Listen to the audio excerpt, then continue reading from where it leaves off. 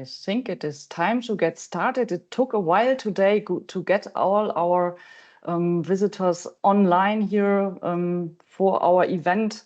Very warm welcome to everyone. Good morning, good afternoon, hello from wherever you are now. And welcome to our China Spektrum Online Discussion on the Third Plenum of the Chinese Communist Party and China's Future Economic Course. This is actually a premiere of sorts. This event is happening in the framework of our joint project with University Trier, the China Spektrum, a collaborative research project by MERICS and University of Trier that analyzes and presents public debates in China, and the project is kindly funded by Friedrich Naumann Stiftung for Freedom. This project has been funded since 2022. It was originally only in German, but we have, for the second funding phase, decided to do a bilateral approach, and now we are having our first webinar in English after also publishing quite recently our first analysis in English. So welcome everyone, and thank you for being here and being curious about getting to know this project. But I think it is not only our project that leads you here today, it's certainly also the topic. We are going to talk about a meeting that just wrapped up a couple of days ago in Beijing, the Third Plenum of the 20th Central Committee of the Chinese Communist Party. That's quite a mouthful. The party has released a communique outlining the major themes of the plenum last week. Sunday evening, the full text of the so-called decisions document, a resolution on further deepening reform comprehensively to advance Chinese modernization, was also published, and the 300 reform measures announced there really give a lot of food for research to our experts here at MERICS, but also to colleagues all over the world. And today in our meeting, only 1 hour, we will try to shed a bit of light on what this 60-pager contains, what this means for China, what this means for us. And to discuss this, I am today joined by Jude Blanchette from the Center for Strategic and International Studies, shorthand CSIS, in the United States, by Manoj Kewalramani from the Takshashila Institution in India. Katja Drinhausen is with us today, head of program Politics and Society at MERICS, and one of the project leads for the Spektrum project.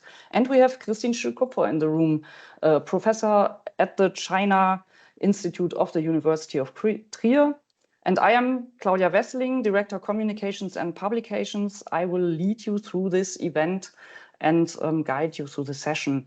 We also have Daniela Saka present in the room. Daniela is our supporter in the Friedrich Naumann Stiftung for Freedom. She's a desk officer at the Asia division, and actually she wanted to say a few welcome words today, but she had trouble with her mic. And Daniela, I don't know if it works now. Please just shout at me. If I don't hear you, we'll have to wait until after the presentations to give you the chance to chip in and tell us a little bit about why FNF is funding this great project. I do not hear your voice, which is too bad, but let's hope for the best, and let's hope that you will come on up later on. So, brief look at our agenda and also our speakers. Let me briefly introduce them to you. We have Kristin Shi-Kupfer, as I said, professor for sinology at University of Trier. She's also a senior associate fellow at MERICS and co-lead of the China Spektrum project. Kristin is an expert for everything society in China, human rights. She has also worked for MERICS in the past. She has lived in China for a long time, and her Chinese skills are about the best in a foreigner that I have ever seen. So Kristin, welcome.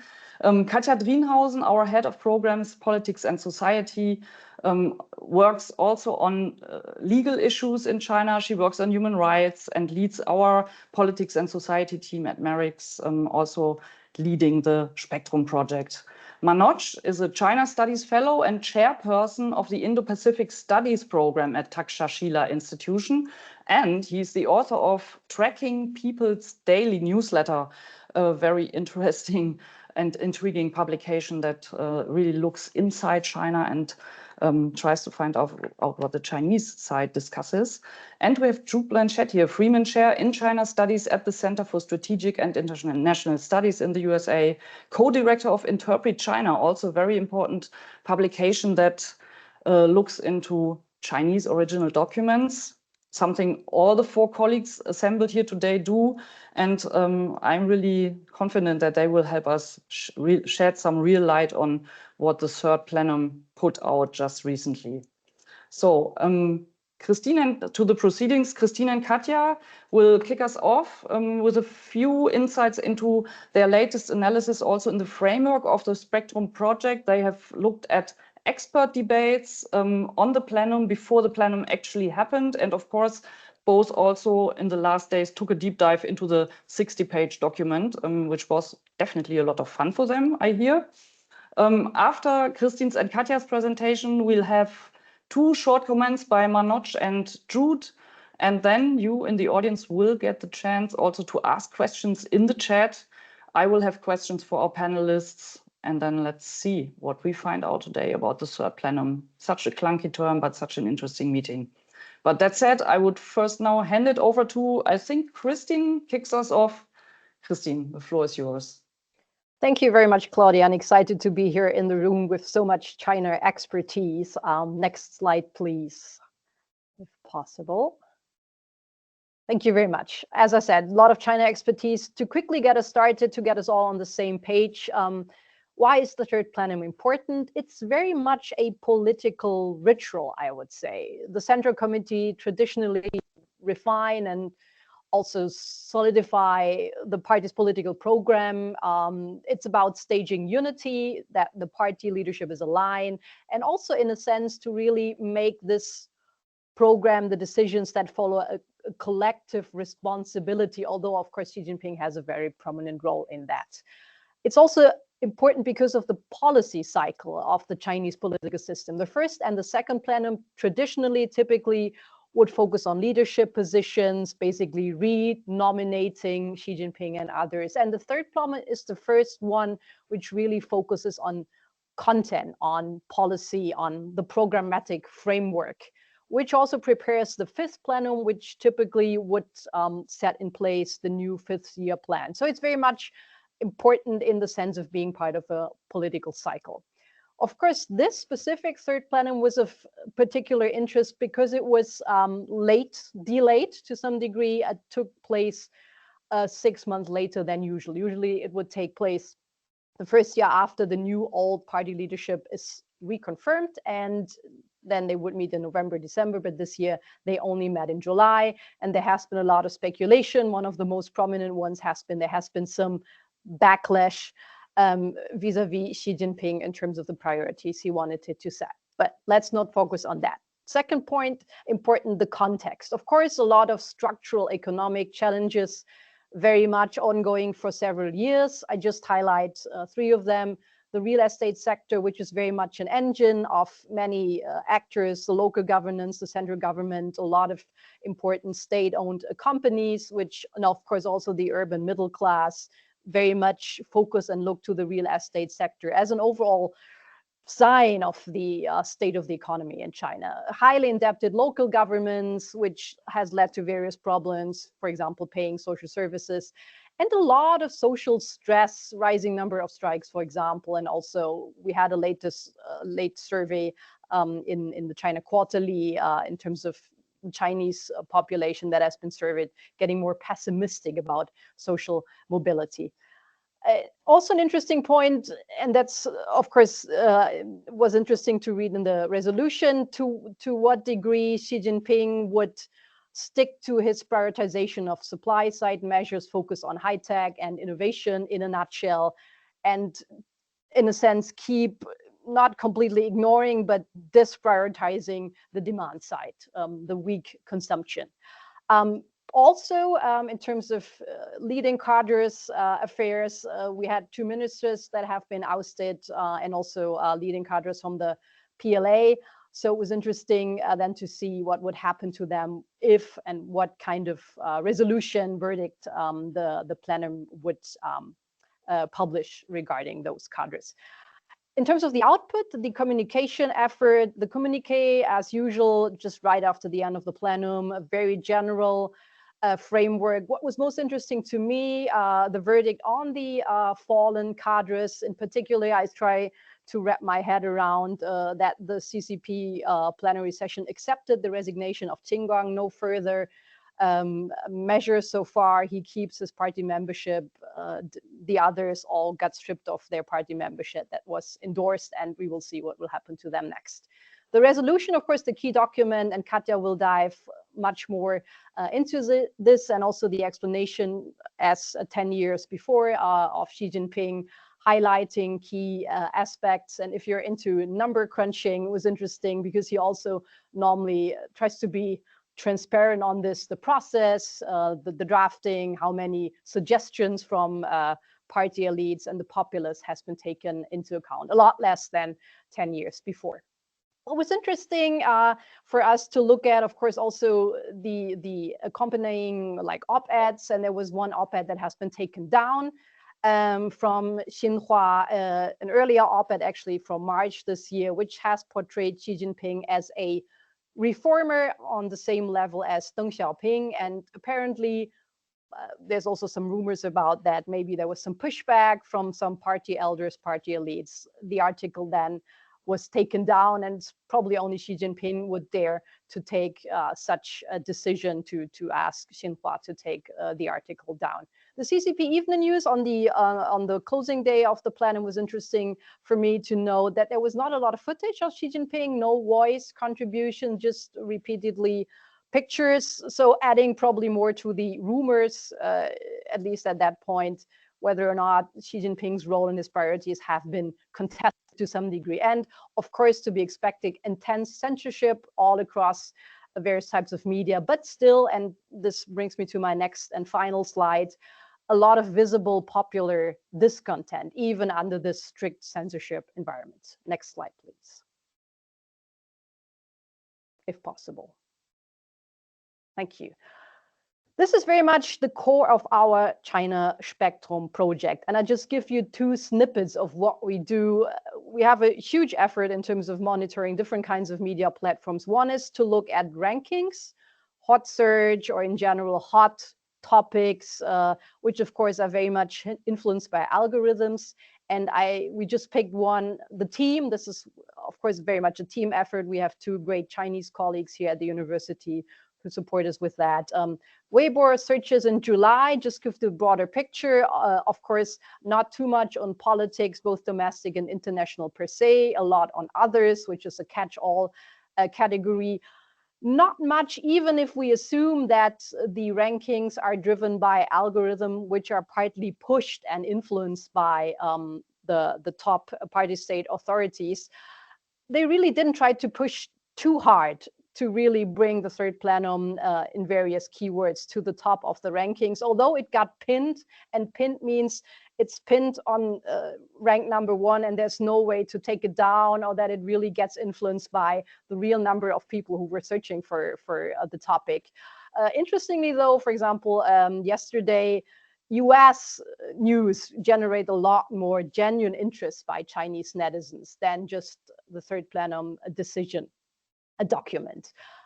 Although, and just quickly going to the right-hand side of the slide, also just present you a small data set, a snippet of what we normally do on a larger scale. Jinri Toutiao is one of the largest, many Chinese people would consult this news aggregation platform. And we took, which was interesting, over close to 20,000 comments about the full text of the decision. And we just looked very briefly, it was a rough reading at the top 100 comments, the top 5 frames, which was very interesting, put people first. Very, just 1, 2, 3 sentence comments. It should be about the livelihood of the people. It should be about the livelihood of the people. Also, of course, and it's hard to tell whether it would be bots or it would be a cynical comment, a lot of praise to the document, xie de hao, well written. But clearly, even in a, as I said, very much centered social media environment, you could still feel that people would dare, and that would also be visible, to say, well, this should be first and foremost about the people. and not about the party. And I just end with presenting you one, again, snippet, a quotation, which is interesting also to what degree, what you can find, the directness or the implicit degrees of notions that you would attach to that. With that, I hand it over to Katja, who will lead us deeper, dive deeper into the text of the resolution itself. Thank you, Katja. Over to you. Thank you, Kristin. And Veronica, if you could bring us to the next slide. So I guess my job here is to take a bit of a dive with you into some of the reform measures outlined in the document. State media have lauded the resolution really as the start of a new reform push. This has been prepared ahead of the meeting with, media reports framing Xi Jinping as the great new reformer, as opening a door to a new era in history, really. And some of the over 300 measures, as official communication on the resolution has emphasized, do actually address quite urgent issues, even though the underlying question is that enough to break old patterns, as Kristin just mentioned, as a question of concern. So the biggest area where it's really about breaking old patterns or preventing new ones from forming and solidifying is the role of the private sector. Now, this has been a topic of longstanding debates, especially when it comes to the relationship between private enterprises vis-a-vis state-owned enterprises. Who gets access to government finances, to procurement projects and opportunities, to participate in innovation initiatives and big infrastructure projects.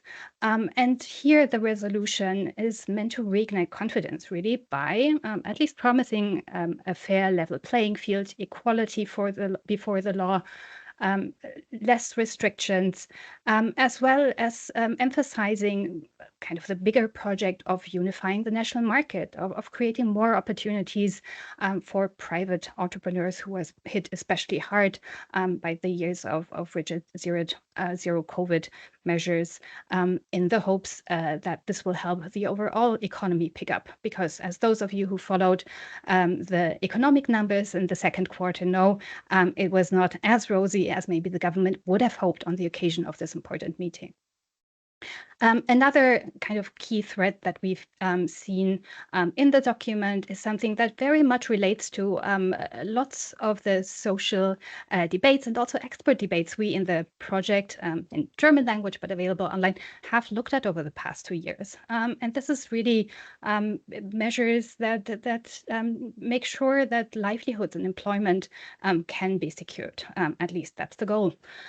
So what we see is employment measures really targeting the creation of jobs for university graduates, targeting underemployment, so not unemployment, but insufficient incomes, insufficient overall participation in the job market.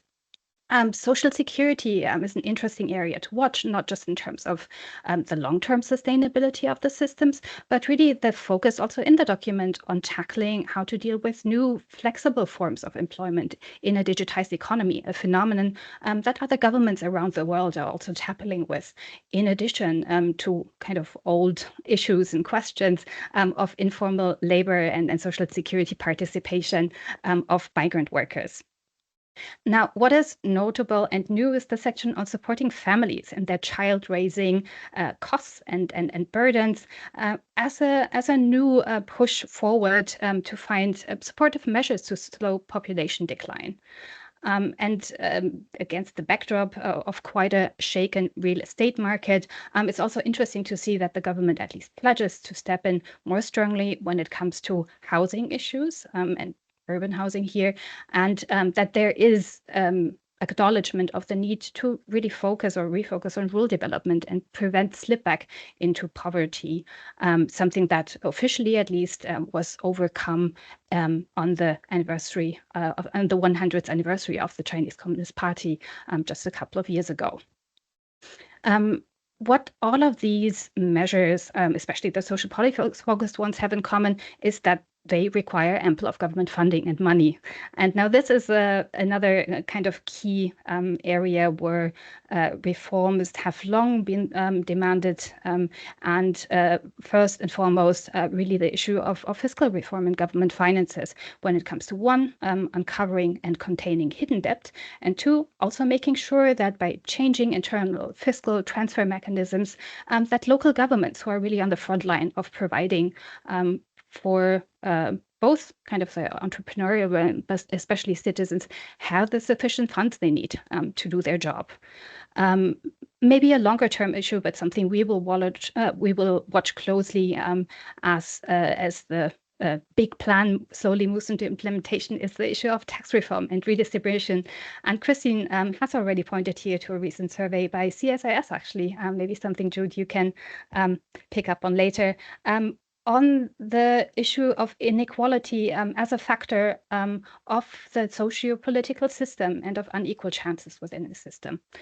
And if we could move to the next slide, I would like to also briefly discuss or contextualize these quite notable and in part specific reform measures, reform promises in the broader context of the document and the communication around the planet.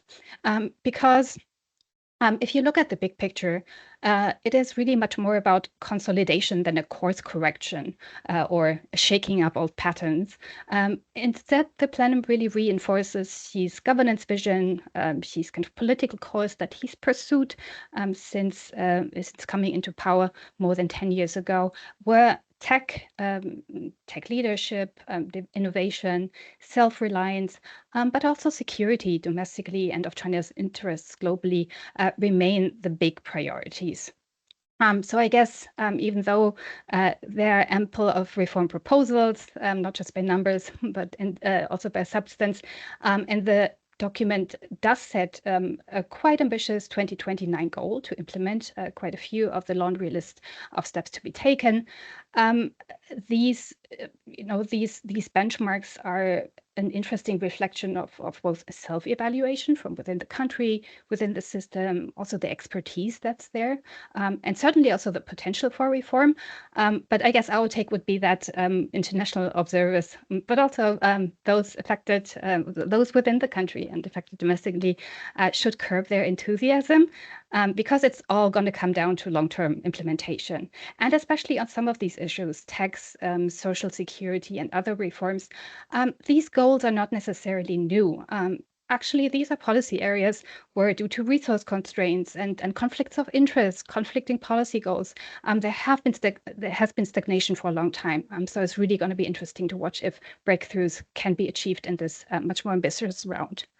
And so overall, not just the resolution, but also his explanation that really serve to tell you how the document is to be read and implemented, does signal commitment to the tried and tested policy approach over the past decade, which, first of all, has party guidance overall over the economy and all policy fields as the main principle, the known key strategic areas, but also something that was quite visible in the document is a focus on the buildup of national security capacities, public security capacities, the need for public opinion guidance, and the need for fostering cultural identity as a form of social cohesion in difficult times.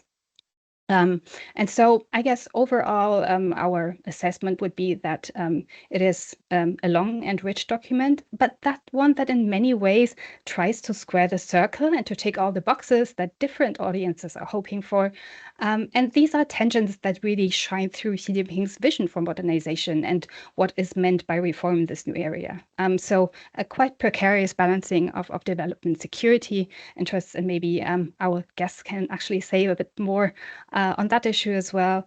The fact that private sector opportunities are lauded, but every second sentence following a promise is under party guidance and within the defined realms in the areas that are outlined for companies to reap opportunities in. And maybe last but not least, something to pick up on in the discussion is that international engagement, also partly at least, conflicts to the focus on self-reliance, competitiveness, and tech leadership, something that is definitely a point of discussion and attention for European audiences. And I do think we have actually participants from around the world in the room, so looking forward to your questions later in the discussion. But first, I would like to hand it back to Claudia. Thank you, Katja, and thank you, Kristin, for this really very quick rundown on what you make of the Third Plenum. So consolidation rather of seized governance rather than course correction. Also an interesting policy language that tries to square the circle and announce differing directions here. And also the fact that modernization comes with a lot of tensions when you try to put it into practice. And Kristin, also thank you for pointing out what the discussions in the Chinese social media or web space are, even though this is a very censored environment, as you said, that people do actually demand that people should be put first and not the party. That's really an interesting point. And also one op-ed describing Xi as a reformer was taken down from a state media website. Does this mean Xi is weakened and that there's discussions in the background? Also stuff to bear in mind for the discussion. But before we move into that, I would hand it over to Manoj and Jude for their comments. And Manoj volunteered to be first. So floor is yours, dear Manoj. Thank you so much, Claudia. Thank you so much, everyone at MERICS, for having me. I want to begin by basically saying that I agree with what Katja and Kristin have said. There is a lot of policy continuity in this document. I thought that, you just asked the question about whether Xi has been weakened. Let me try and address this in the context of another rumor that was going on. The document clearly shows that Xi still has a tremendous amount of stroke. In the entire policy-making ecosystem. And on the other point that Kristin had talked about, the debate around putting people first, to me, the document essentially puts the party state's objectives first, as has been the case. It continues with the sort of politics first signaling that has been the case. So unlike sort of, providing an enabling environment in the economy for enterprises and for citizens to innovate and pursue their own Chinese dreams, to me, the party continues to remain this overbearing presence across all domains, like Katja said. So there is tremendous continuity. I'll just limit my comments to about a couple of points. Firstly, in terms of this reform, actually, firstly, when you read the document, it's just something that I do when I read these documents is to see within which category have you placed certain kinds of policy initiatives. So, for example, when you're looking at references to generative artificial intelligence, that's placed within the cultural sector. So you're not necessarily thinking of it from the perspective of improving productivity. You're thinking, and it's placed next to governance of cyberspace. So you're looking at it in terms of opinion management as opposed to necessarily enhancing productivity. Likewise, grassroots governance, the Feng Xiao model, that's not in terms of governance efficiency, that's in the context of public security. So it tells you a little bit about how the party state thinks about some of these initiatives and some of these new technologies.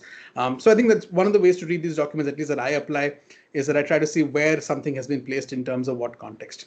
That said, some of the key takeaways that I had were, there was this commitment of building a high standard socialist market economy. That's the big goal of reform over the next 5 years. There was some anxiety when the communique came out about, the language about the decisive role that the market shall play in the allocation of factors of production was not there. That's been retained in the final decision, which is useful, but I don't think it tells us too much about, it's not a serious commitment to marketization in my view. It tells us that within the ambit of the party state system, you will allow some degree of free movement of factors of production or improve movement of factors of production to achieve the goals that the party state scene prioritizes. There has been some commentary around, how language regard to the state sector regarding SOEs, particularly the state sector not being the mainstay of the economy, is a shift.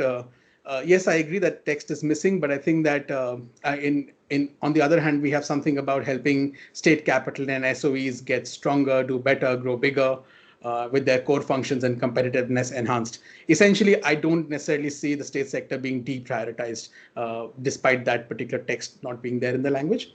Likewise, on the private sector, I agree with what Katja said. I don't think that any of the commentary with regard to the private sector within the document essentially promises some sort of greater stability and predictability, potential access to finance and equal treatment, but none of this is new language. This private sector promotion law has been on the table for some time now, for a couple of months at least. And essentially what we know about the law is that it's around sort of clearing certain bottlenecks, improving potential to receive payments in time, trying to improve law enforcement, improve property rights. It's not necessarily about sort of liberating the animal spirits and letting people go and do what they do best. And also this should be read along with this commitment to there's a brief mention of common prosperity in the document, but this commitment to income distribution and regulating excessive incomes. There's also talk about capping pays for SOEs, managers. So I don't think it's necessarily the case that there is the shift back to sort of let's go for growth and things like that. The second thing that I wanted to talk about was on the issue of boosting domestic demand. I think the document is quite disappointing in that regard. China continues to remain in this deflationary cycle. Official data will tell you that the first half of the year, CPI rose by 0.1%. So deflation still remains a serious problem. And with consumer sentiment remaining weak, property sector remaining weak, this is going to be a challenge. What we saw in the document for domestic demand were essentially large investment measures, supply side measures. So I don't think there's that commitment is going away. There are some proposals within the document which are useful from the point of view of boosting domestic consumption. For example, making social safety and social security net much more mobile. So removing restrictions that inhibit people from accessing social security in the places where they work, but do not hold the hukou. Likewise, allowing people to access schooling and other services, even though they don't have the hukou, and some potential reforms on accelerating the household registration for people who are migrants. Those kinds of things, I think, can address some of the labor challenges and also some of the consumption challenges. The final point that I wanted to make was on foreign policy and security. There's a significant sort of focus in the document on that, and Xi Jinping's explanation is quite interesting because he talks about the myriad challenges that exist in the external environment. He talks about how, in order to deal with them, you need to create sound institutions and to prevent and diffuse these risks that are there around us right now. A lot of the domestic security, at least to me, I thought that the concerns around climate change and the effects of climate change were quite pronounced. Again, this is not new. I think we're increasingly seeing with floods worsening, and currently you're in a situation where there's a flood and a drought.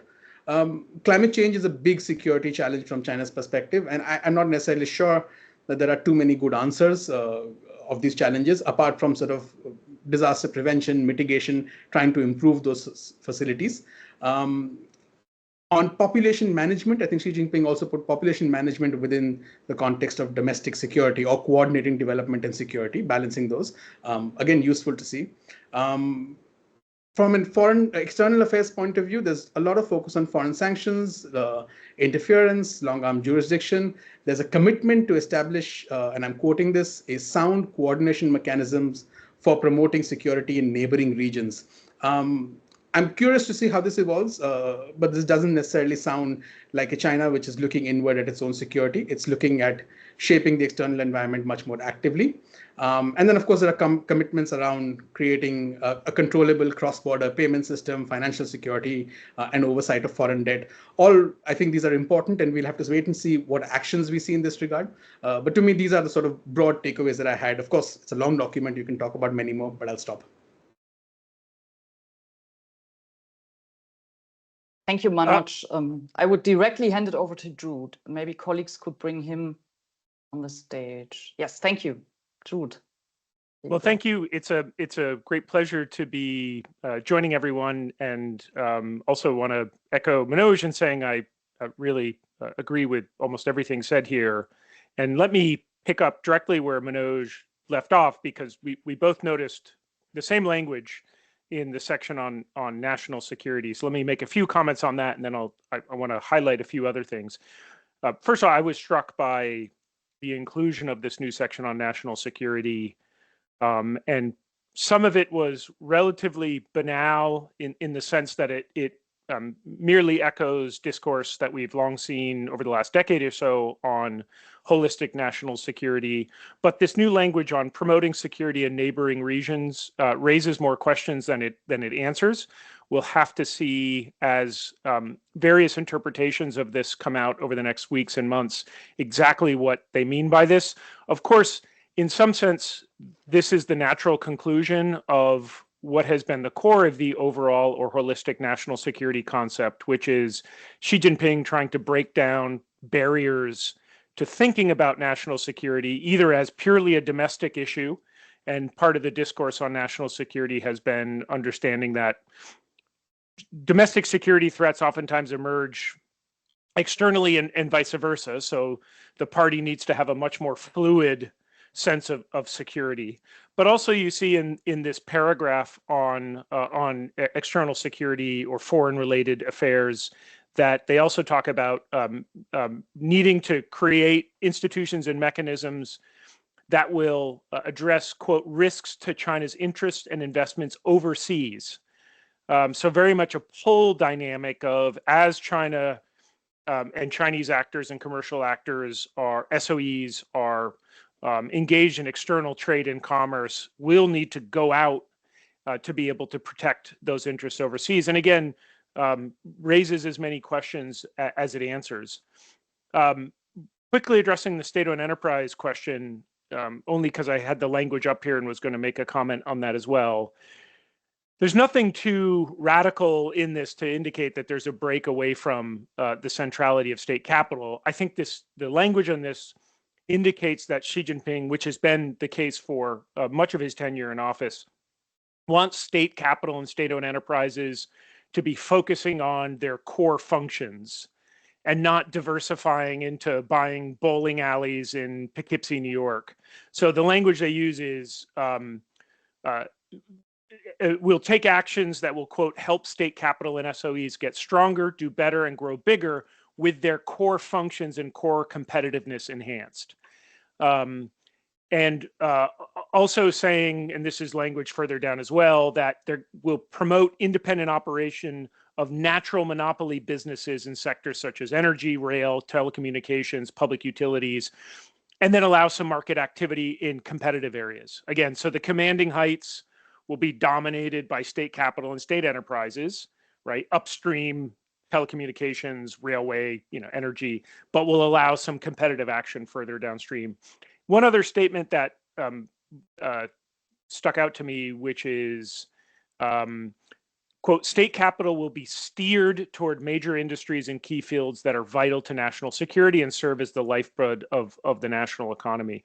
The word steer just sticks out at me because, of course, Barry Naughton's wonderful argument about state steerage being this hybrid of state planning, but also market forces, I find interesting. But again, saying that we're going to use mechanisms to get state capital to really be focused on key areas for national security. And when they say lifeblood of national economy, I think what they mean is technological competitiveness.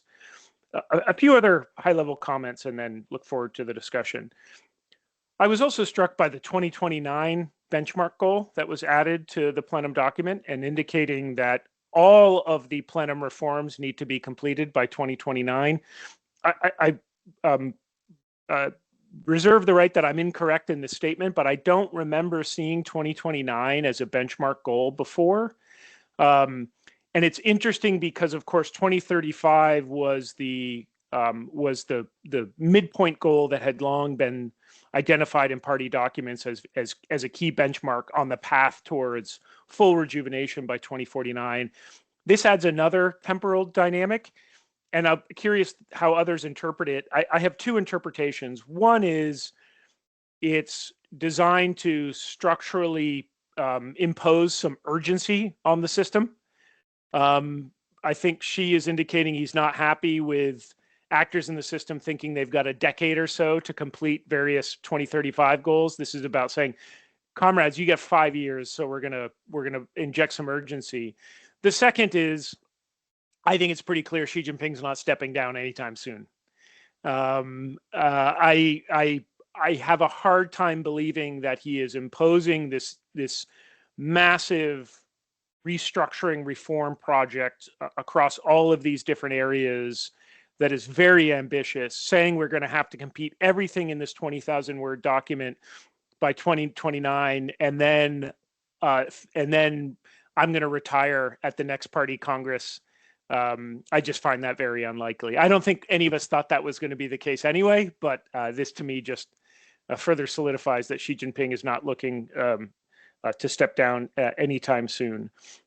Two other thoughts, and then I'll stop speaking. One is something that's been weaving in and around this discussion, but also the discussion more broadly about the plenum, which is, what does this tell us about Xi Jinping's consolidation of power in the system? We're in another round of rumors about Xi Jinping had a stroke. Always rumors, I think hopeful rumors that maybe he's gone too far and reformers in the system are going to, find a way to launch a counterattack. This is very much a Xi Jinping document. All of the major language and planks and concepts in this: party control, state capital, state steerage, national security, these are all the apotheosis of Xi Jinping's thinking about political economy and national development. So if it's hard to substantiate those rumors of Xi Jinping's power when you're an external actor, but yes, if we had seen that this document was replete with language on the importance and power of the market and market allocation and freely moving price mechanisms, and then I think we might think, geez, maybe Xi Jinping has catalyzed a backlash. But this is very much Xi Jinping's view of political economy written in 20,000 words. So I think he's been in power 12 years. I think all of us have been alive long enough to have heard 15 or 20 rounds of this rumor about Xi Jinping's power. I think at some point we're going to have to just accept the reality that Xi Jinping, while he may be unpopular by many in the elite, that he is large and in charge and continues to have his hands firmly on the steering wheel. And then final thought, and this is a question I'm still interpreting some of the personnel developments. Of course, we had 3 individuals from the senior officials from the PLA, not only expelled from the Central Committee, but also expelled from the Communist Party. I don't follow this as close as potentially others, and I think Manoj follows this closely. What does this mean for Xi Jinping's confidence in the People's Liberation Army? Again, I don't think it means a superficial explanation of the Li Shangfu and Qingang punishments right after they were announced is that this showed Xi Jinping's weakness because these were his people and they had been purged. I don't buy any of that. But I do, on the PLA piece in particular, just have this big question mark about what the heck is going on in the PLA. What is motivating this round of developments, and what does it mean for Xi Jinping's confidence? Qingang is interesting as well. I think it confirms what many of us had thought to be the case, which is that Qingang's crime was not espionage, but was in fact his indelicacies, which became public.